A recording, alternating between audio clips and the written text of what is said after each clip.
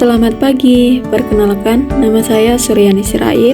Saya salah satu mahasiswi PPG Prajabatan, jurusan Matematika di Universitas Islam Sumatera Utara, gelombang 2 tahun 2023. Di sini saya akan memaparkan mengenai hasil ulasan saya terhadap asesmen di ruang kelas untuk memenuhi salah satu tugas pemahaman tentang peserta didik dan pembelajarannya, khususnya di topik 3 mengenai demonstrasi kontekstual.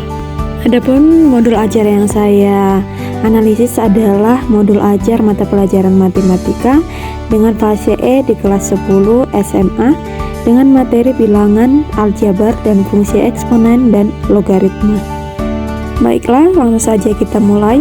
Untuk capaian pembelajaran, pada akhir fase E, peserta didik dapat mengeneralisasi sifat-sifat operasi bilangan berpangkat serta menggunakan barisan dan deret dalam bunga tunggal dan bunga majemuk.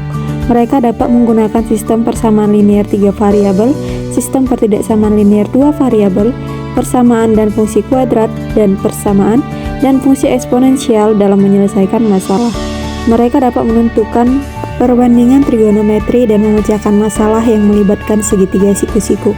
Mereka juga dapat menginterpretasi dan membandingkan himpunan data berdasarkan distribusi data, menggunakan diagram pencar untuk menyelidiki hubungan data numerik dan mengevaluasi laporan berbasis statistika.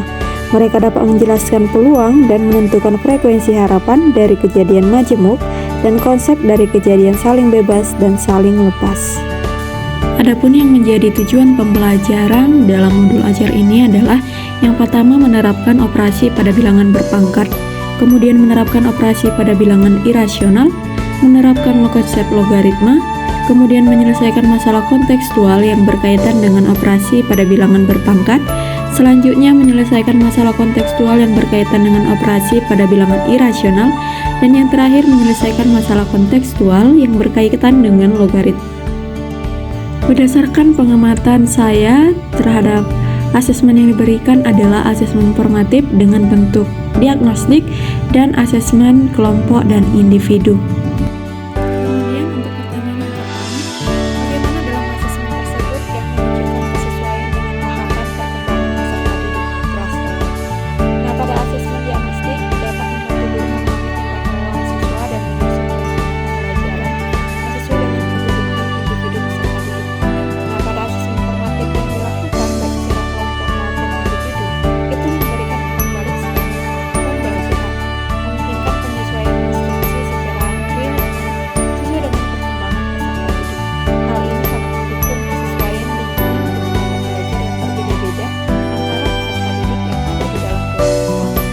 Kemudian, bagian asesmen tersebut yang menunjukkan kesesuaian dengan perlunya mempertimbangkan aspek lingkungan budaya dan karakteristik peserta didik terdapat pada bagian asesmen diagnostik, seperti yang diketahui bahwa asesmen diagnostik dilakukan di awal pembelajaran untuk menilai pemahaman awal peserta didik terhadap materi pembelajaran yang akan dilakukan.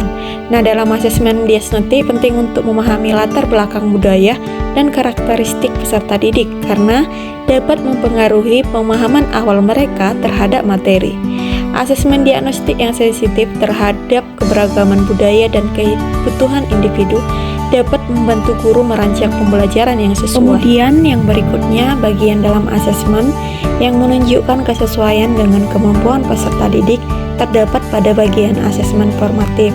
Kesesuaian dengan kemampuan peserta didik dalam asesmen formatif tercermin secara signifikan melalui umpan balik yang diberikan. Dalam proses ini, bagian yang paling mencolok adalah deskripsi kemajuan individu peserta didik. Melalui deskripsi ini pula, guru dapat memberikan gambaran mendalam tentang sejauh mana peserta didik telah mencapai tujuan daripada pembelajaran.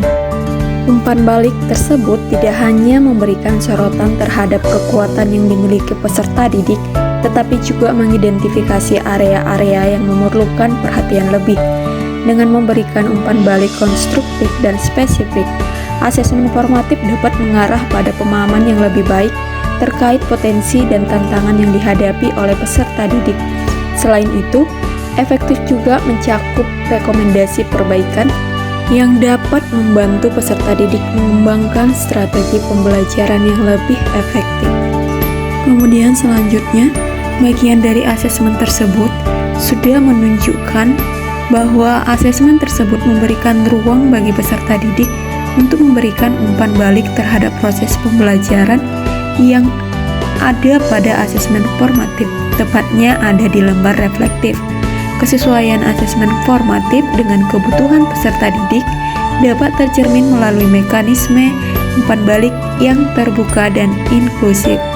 Salah satu bagian penting yang menunjukkan pemberian ruang bagi peserta didik untuk memberikan umpan balik terhadap proses pembelajaran mereka adalah melalui tahap refleksi bersama.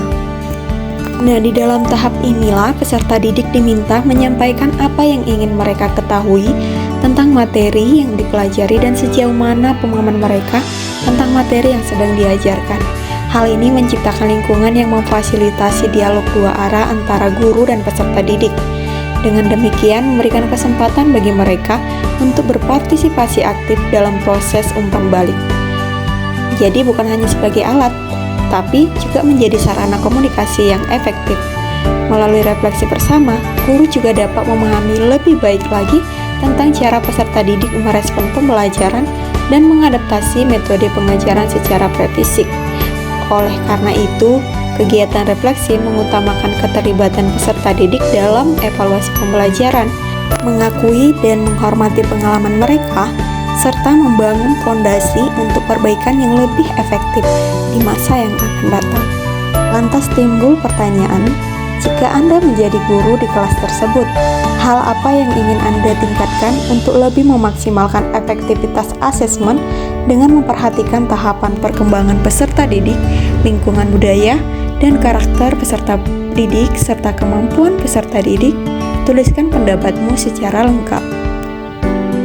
Nah, jika saya menjadi guru suatu hari nanti, hal yang ingin saya tingkatkan untuk lebih memaksimalkan efektivitas asesmen dengan memperhatikan tahapan perkembangan mereka, lingkungan budaya, serta karakter mereka, bahkan juga kemampuan peserta didik.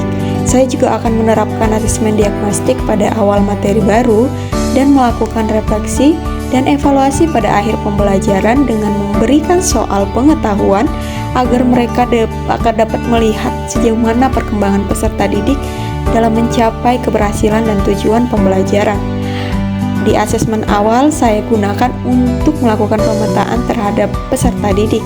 Dengan demikian, semua peserta didik akan terpenuhi kebutuhan belajarnya dan proses pembelajaran dilakukan sesuai dengan level kemampuan peserta didik saya. Demikianlah hasil ulasan saya. Untuk perhatiannya saya ucapkan terima kasih.